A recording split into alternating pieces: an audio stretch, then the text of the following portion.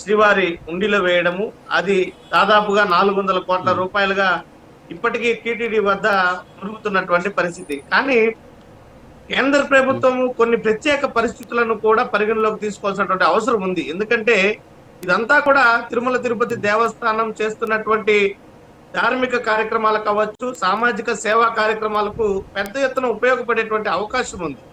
శ్రీవారి సొమ్ము, హుండీలో ఉమ్, వచ్చే సొమ్ము ప్రతి ఒక్క రూపాయి కూడా సమాజ హితానికే ఉపయోగపడుతూ ఉంటుంది కాబట్టి ఈ యొక్క దేవస్థానాన్ని ప్రత్యేక పరిస్థితుల్లో పరిగణలోకి తీసుకోవాల్సినటువంటి అవసరం ఉంది. అదే విధంగా ఏదైతే ఈ ఉమ్, పాత నోట్లన్నింటినీ కూడా కేంద్ర ప్రభుత్వం చొరవ చూపి మార్పిడి చేసి ఇవ్వాల్సినటువంటి అవసరం చాలా ఉంది. ఎందుకంటే ఈ రకంగా పాత నోట్లన్నీ కూడా వృధా అయి భక్తులు సమర్పించినటువంటి కానుక వృధా అయిపోయేటువంటి పరిస్థితి ఉంది.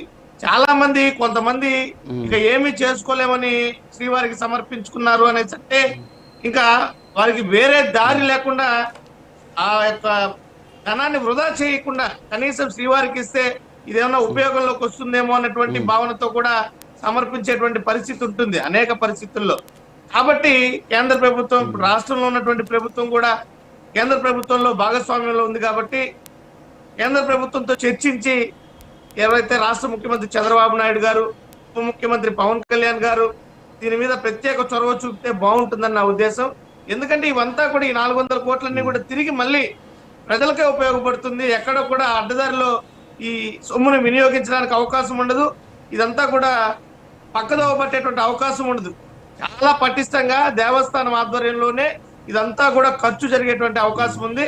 ఇవంతా కూడా ఒక సదుద్దేశానికి ఉపయోగపడేటువంటి పరిస్థితి కాబట్టి దీనిని ఖచ్చితంగా కేంద్ర ప్రభుత్వం పరిగణలోకి తీసుకోవాలని నేను భావిస్తున్నాను.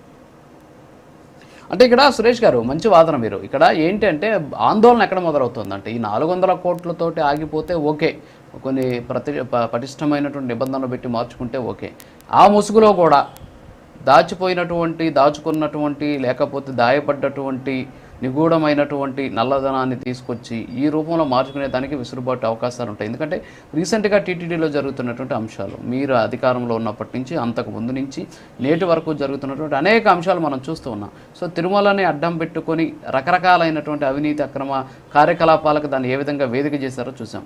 మరి దీన్ని కూడా దానికి వాడుకుంటారేమో అనేటటువంటి అనుమానం కూడా వ్యక్తమవుతోంది. ఎట్ ది సేమ్ టైం దీనికి వెసులుబాటు